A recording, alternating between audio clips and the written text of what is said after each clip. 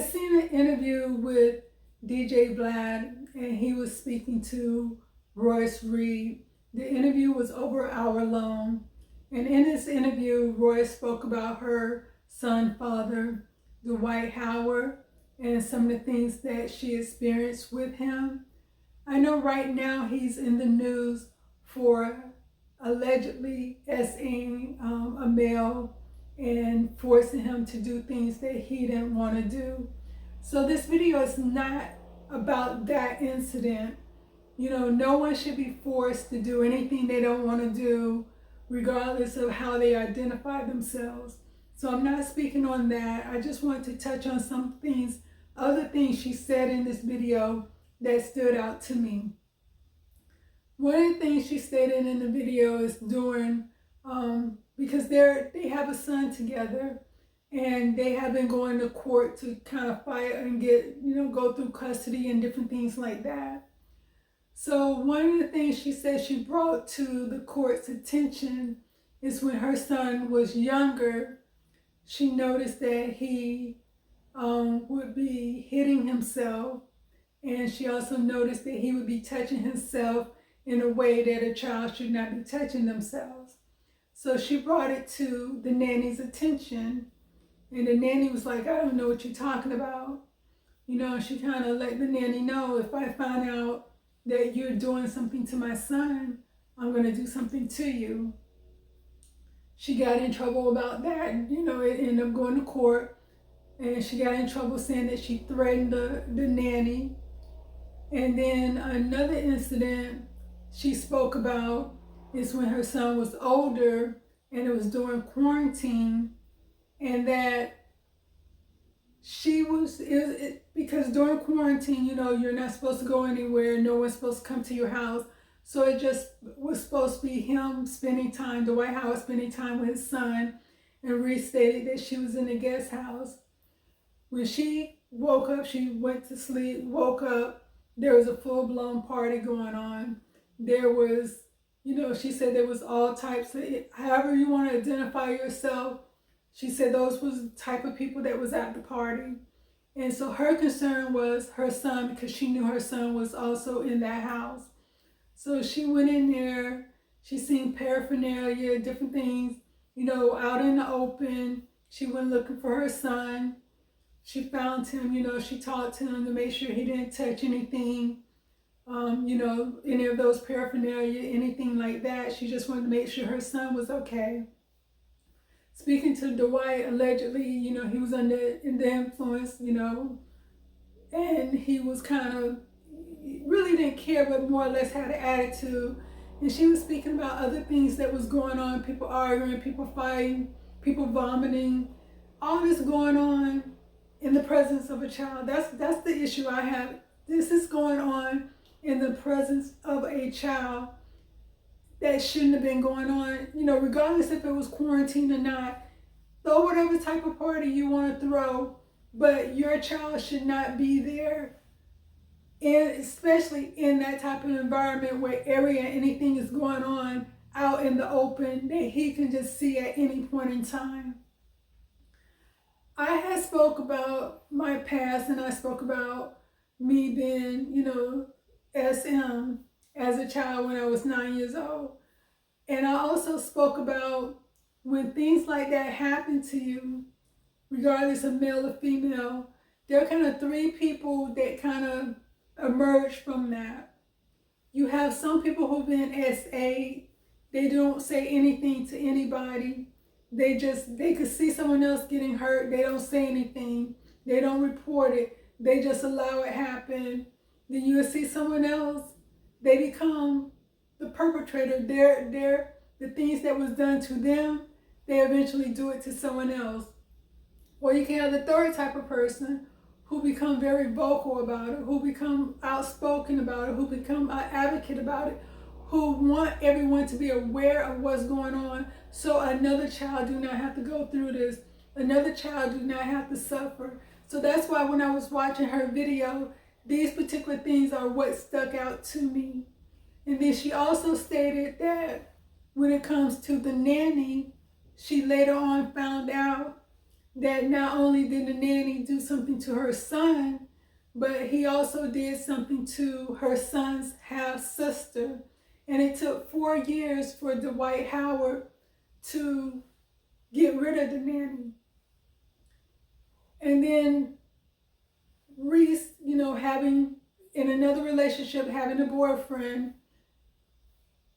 Because this is the part that kind of gets me, because her son was already on court record for doing something to another child. And like I said before, some people, if something is done to them in a SM, I'm sorry, I want to say the word, but you know how YouTube is, so you can't really say the words like you want to. But when a person has been SA,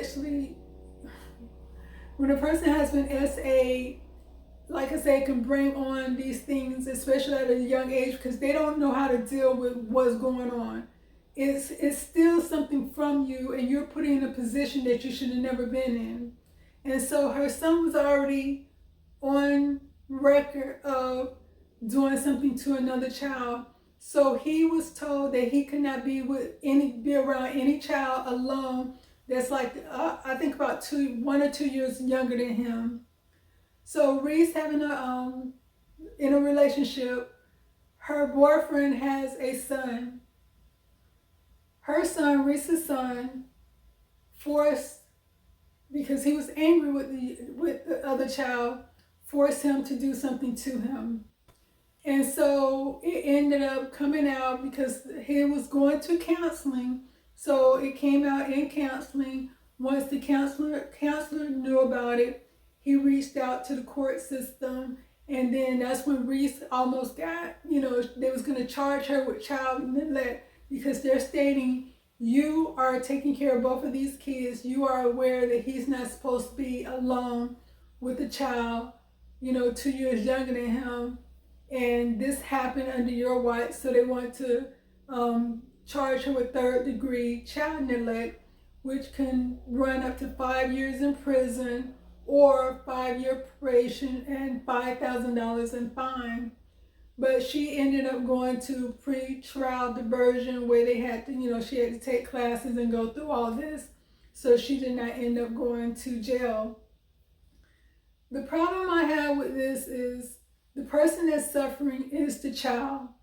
And if the nanny who was taking care of both kids was in Dwight's house, if he's throwing these wild parties that his child is being able to see what's going on, and Reese also stated that she brought video evidence when the child was younger, showing what he's seeing and things that he was seeing, even when he was visiting his father and she wasn't there. All this stuff is going on in the presence of his child, but they don't put him under watch as far as child endangerment. Let me investigate him. Let me make sure he is a safe environment for his kids and that he doesn't have people around.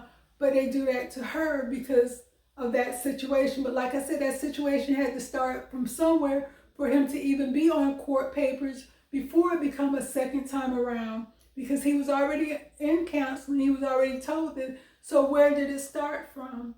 Was it because of what happened to him with the nanny, or was it piled up with other things that he was seeing? So I don't understand why the court system, I'm not taking sides as far as Dwight Howard or Royce. I'm not taking sides with them. I'm focusing on the child. Whoever environment the child is in, whatever parent is watching that child, that environment is supposed to be safe for that child.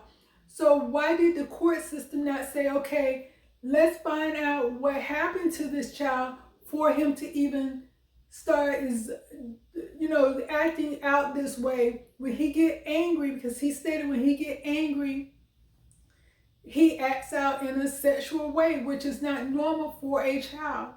But the court system, how can you protect a child when you don't even understand that something had to happen to him for it to even get to the next level of what had happened in Reese's house? In Royce's house.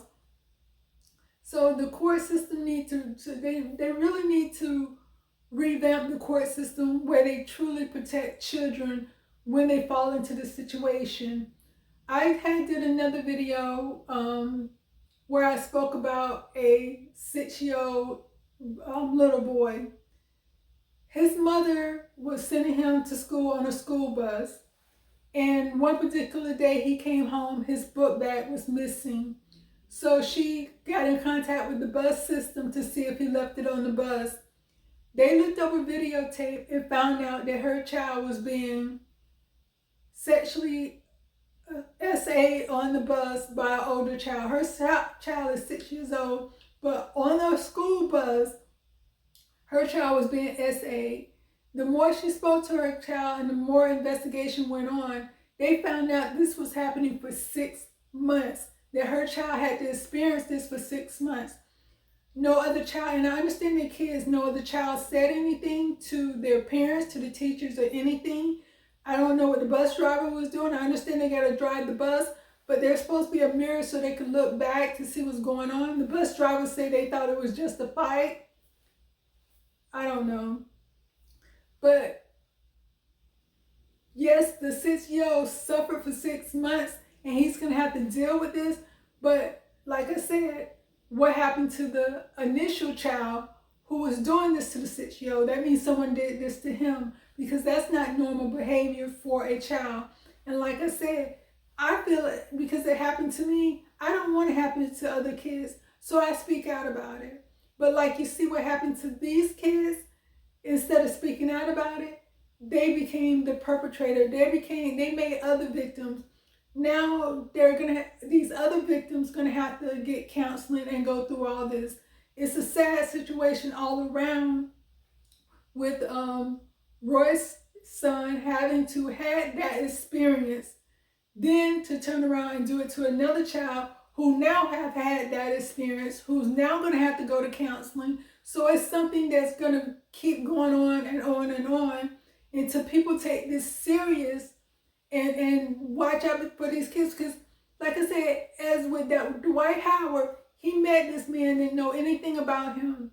So you know this is not his first time inviting a stranger to his house, to the point that this man said, you know, he allegedly assaulted him and he did all this other stuff to him. He did not know this man, so he put his children, not only himself in danger by inviting strangers over, he's also putting his children in danger. So if you're inviting strangers over, people you don't know, and I'm not saying this about this particular man, but you don't know if you're inviting a pedo to your house, and if your child is there, you don't know if they're going to do anything to them. If you're having wild parties like that, knowing that Royce is there, knowing that your son is there, so that means you may have done it another time. Can you honestly say that one of the people in your party did not do anything to your son? You can't. So these people really, really, really need the court system, because Reese also stated in this video that her son has a brother, and unfortunately the mother passed away. So now Dwight Howard has full custody of this young child. The grandmother wants the child. She's fighting for custody for the child. So is he all of a sudden going to be father of the year? Is he all of a sudden going to stop doing everything he's doing because now he has full custody of this child? Or is he still going to be running around doing the same exact thing he's doing and has been doing? Because in his video, he keeps saying he don't understand why people are worried about what he do with his. It's not about what you're doing with it's about the environment you have your child in. Do whatever you want on your time with whoever is consenting to do these things with you, but don't have your child there while you're doing it. Don't do things in front of your child. Don't get high and all this in front of your child. And that's the part I think he don't understand. And like I said, I feel that the court system should look into what's truly going on with him in his environment that he has these kids in, and then really find out what happened to her son to make him want to even to be on papers. And they probably know, but I don't know it. I'm sorry, I I feel like I'm all over the place, but it's like I'm very passionate about this because I know the pain that these kids are going through. And a child should always be able to be a child. No child should have to experience living, her child should not have to be in counseling and have conversations on that level. And no other child should have to do that. And so, as always, I always try to show you in the Bible, because like I said, it's nothing new in the world. And I always try to point to scripture that kind of speak to what's going on in the world. If you think about the situation with Diddy and with Cassie, and then the wild parties that he be having, and how she said that he be having, he had her having F-offs, and all this different things that's going on. I want to read Galatians 5:19 through 23 ESV. Now the works of the flesh are evidence: sexual immorality, impurity, sensuality, idolatry, sorcery, enmity, strife, jealousy, fits of rage, rivalries, dissensations, divisions, evil, drunkenness, orgies, and things like these. I warn you, as I warned you before, that those who do such things will not inherit the kingdom of God. But the fruit of the Spirit is love, joy, peace, patience, kindness, goodness, faithfulness, gentleness, self-control. Against such things there is no law. So there's other verses in the Bible that talks about all these immoral things that's been going on in this world as well as in the Bible time. And a lot of times when you hear sexual immorality, a lot of people think about homosexuality. That's not the only thing about sexual immorality. It's just like whatever the nanny may have done to these kids, even though she was a woman and touching, a male child, that is wrong. You should never do that. And it's like, just people should just leave kids alone. Stop doing things to harm kids, because it doesn't just stop once that act is over with. It's something they have to deal with for the rest of their lives, regardless of what category they fall in, whether they're an advocate, whether they just do nothing, or whether they become a person that hurts other people. This happened to me when I was 9 years old. I'm 54 years old now, and it still bothers me to this day. It's something that I would love to forget, something that I would love to not have pop up in my head from time to time. But unfortunately, it's part of who I am. It's part of my history. It's part of something I went through. And just like if you smell certain smells, you smell popcorn, you smell things, or hear music that may bring back good memories to you, sometimes you have situations that bring back bad memories to you. So these kids shouldn't even have these experiences at such a young age, that these memories pop back in their heads, or they get angry and act out in that way, that type of way. So just court system, judges, attorneys, just do whatever you need to do to protect kids.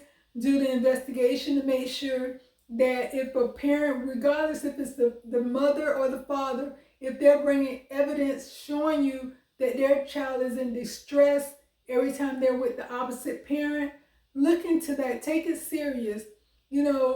Try to find out why the child is in distress, why the child is behaving in the way they should not behave, and do what's best for the child.